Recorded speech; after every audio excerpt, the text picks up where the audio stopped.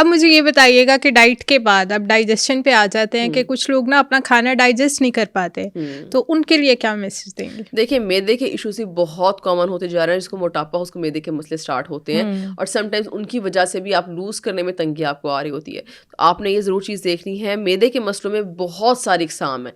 मैदे में हो क्या रहा है, कुछ लोगों का मसला होता है अभी खाना खाया साथ ही स्टूल पास हो गया। अब खाना खाया साथ ही आपको मतलब महसूस होता है कि मुझे ना मतलब वॉशरूम जाना है, और लूज सा स्टूल आ रहा होता है। कुछ लोगों को क्रॉनिक कॉन्स्टिपेशन होती है, चले ही जा रही है, कितने कितने सालों से कॉन्स्टिपेशन का मसला है। तो मैदे की किसी भी तरह के प्रॉब्लम है, एपिगैस्ट्रिक पेन है, सीने में जलन होती है, आपको तेज़ाबियत होती है, स्टूल के रिलेटेड इश्यूज़ हैं, अगर तो कुछ कुछ चीज़ों में जो है वो वाकई लाइफस्टाइल रिलेटेड होती हैं कि वो खाई चीज़ ठीक नहीं रहे होते। डब्बे के मसालों का मसाला जात का इस्तेमाल बहुत होता है, स्पाइसी खा रहे होते हैं, डीप फ्राइड खा रहे होते हैं, गॉल स्टोन्स बहुत बढ़ते जा रहे हैं, पित्ते में आपको पथरी है, तो उस वजह से भी आपको मसला हो रहा होता है। अगर तो आप अपना लाइफस्टाइल ठीक करके भी मैदे के मसले से जान नहीं छुड़ा पाए, तो जो आपने कंसल्ट करना है गैस्ट्रोएंटरोलॉजिस्ट को लाजमी, मैदे के डॉक्टर को, क्योंकि ये चीज़ें घर में ठीक नहीं होती। मैं हमेशा पेशेंट्स को कहती हूँ कि ट्राई करती हूँ कि उनकी ठीक हो जाए डाइट से ही। अगर डाइट से ठीक नहीं हो रही, क्योंकि अगर कुछ लोगों की डाइटरी है ही नहीं, उनकी बॉडी में कोई मसला चल रहा है, पित्ते में लेट से पथरी है, मसला तो होगा आपको ना, तो वो आप डाइट से ठीक नहीं कर सकते, पत्थर तो बन गए आप।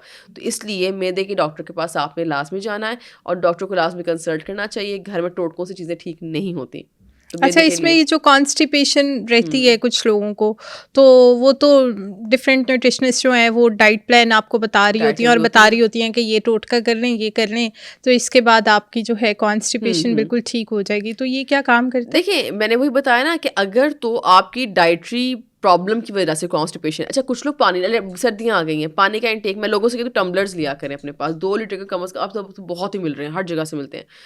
ऑनलाइन ऑर्डर कर लें, 2 लीटर का आपके पास सेपरेट अपनी एक चीज़ हो, जो 2 लीटर पानी मिनिमम जो पीना ही पीना है। अब एक बंदा फिजिकल एक्टिविटी कर रहा है, स्वेटिंग भी होनी है, उसको पानी चाहिए होता है। हम सर्दियों में पानी का इंटेक बहुत कम हो जाता है। अब स्टूल को क्या चाहिए, फाइबर भी चाहिए, उसको पानी भी चाहिए। आप खाने में फाइबर ही नहीं है, आपके सैलड्स और फ्रूट्स का इस्तेमाल नहीं है, पानी आप पी नहीं रहे, आप कॉन्स्टिपेशन ही होगी तो और क्या होगा। तो इसीलिए जैसे सना मक्खी का कावा, टोट के तो नहीं मैं कहूँगी, ये प्रॉपरली डाइट के साथ काम करते हैं।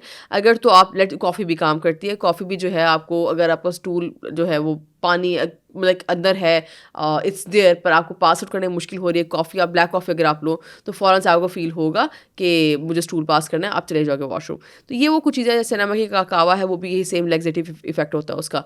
पर ये नहीं है कि अगर आपको फाइबर भी ठीक करना है, आपको पानी भी ठीक करना है, उसके बाद कॉफ़ी या नमक ही काम करेगी। तो ये वाली चीज़ें जो हैं ये तब काम करती हैं जब डाइट ठीक हो। पर कुछ चीज़ें डाइट से भी ठीक नहीं होती, कि अगर बॉडी के अंदर कोई और मसला चल रहा है, तो अगर जो डाइट से ठीक होती है तो करें, नहीं अगर आपको फीलिंग आ रही है कि नहीं सेट हो पा रहा, तो आपको डॉक्टर को तो लास्ट में दिखाना है। क्योंकि वही बात, हमारी जो मेंटेलिटी, हमारे यहाँ पाकिस्तानी प्रॉब्लम ये है, मैंने बहुत लोगों में एक पैटर्न नोट किया है, हमें होता है चीज़ें टोटकों से ख़त्म हो जाए। कुछ चीज़ें टोटकों से ख़त्म नहीं हो सकती, और प्रोलॉन्ग आप करा के ना उसको मसला बना लेते हो। तो मैदे के डॉक्टर के पास लाजमी जाएँ, तो बिल्कुल उससे ठीक। आपका काफ़ी इशू रिज़ॉल्व हो सकता है।